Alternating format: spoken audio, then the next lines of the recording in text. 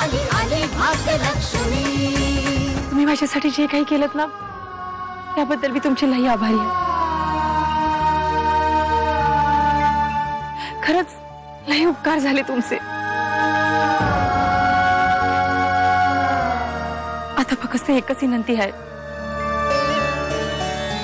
मला माझ्या नवऱ्याच्या घरी मात्र जायला सांगू नका। अहो ज्या माणसानं माझ्या चारित्र्यावर संशय घेतला मला त्याच्या संग नाही राहायचं। यांनी तुम्हाला जो जमिनीचा तुकडा दिलाय ना त्यावर तू स्वतंत्रपणे राहा। ऐकशील माझं एवढं?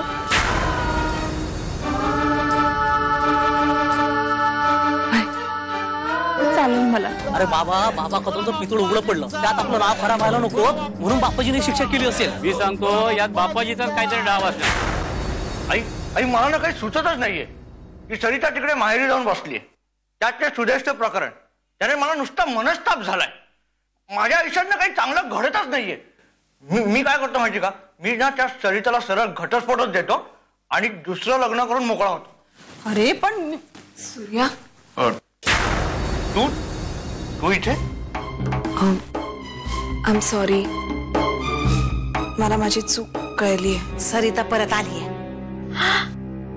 काय बोलताय? सरिता परत आली? बरं झालं। काय बरं झालं?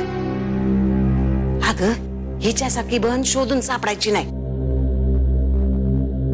ज्यानं हिच्या भावाचा खून केला त्याच्याच दारात परत आली। तो माणूस तिचा नवरा आहे।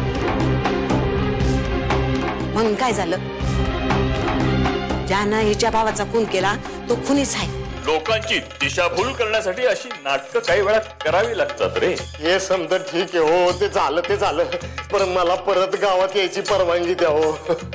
खरंच त्या परवानगी द्या बाबा कदम, आम्ही तुला लवकरच गावामध्ये आणू। जी तुला धीर धर आणि हे असं तोंडाला काळा बसून सारखं गावभर हिंडत जाऊ नको।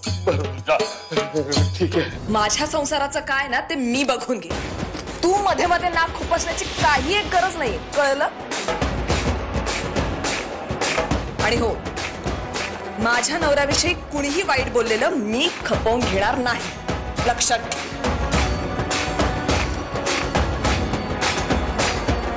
आणि तुझं हे विचारपूस करण्याचं जर नाटक झालं असेल ना तर तू जाऊ शकतेस, कळलं? मी माती खाल्ली, ते जुगार खेळायला बसलो आणि 50,000 रुपये हारलोय। ते उसने पैसे घेतले मी त्या पच्याकडनं। प्रताप आता त्याला ते सगळे पैसे आजच्या आजच्या पाहिजे। आता तुला माहिती आहे ना, तो आपल्या सरकार ते एकदम माते फिरू, हा त्याचं पण डोकं आऊट झालं, आपलं पण डोकं आऊट झालं। तेव्हा उगीच मारामारी लफडी नको म्हणून त्याला आता पैसे द्यायचे। तू ताबडतोब पैसे दे। हाय सूर्या, तू का वागतोस असा? तू आता ही चर्चा करायची वेळ का? तू दे ना आपल्याला पैसे, चल पैसे दे। समोरच्या माणसाला ओळखायला शिक।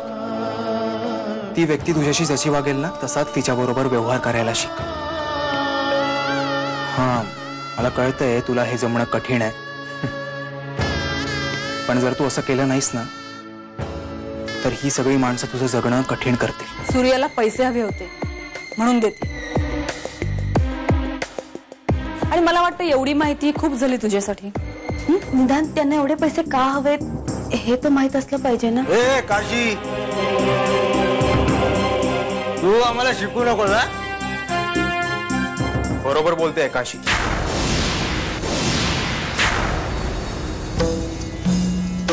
संजय, काकू त्या चाव्या द्या। जोवर त्याला पैशाची किंमत कळत नाही तोवर त्याला पैसे मिळणार नाही। त्या चाव्या आणि पैसे काशीकडे द्या।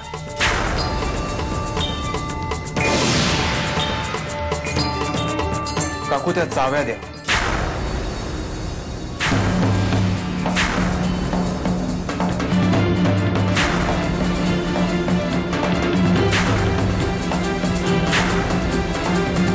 काशी,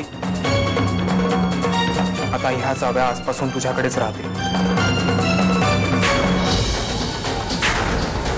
आली आली भाग्यलक्ष्मी।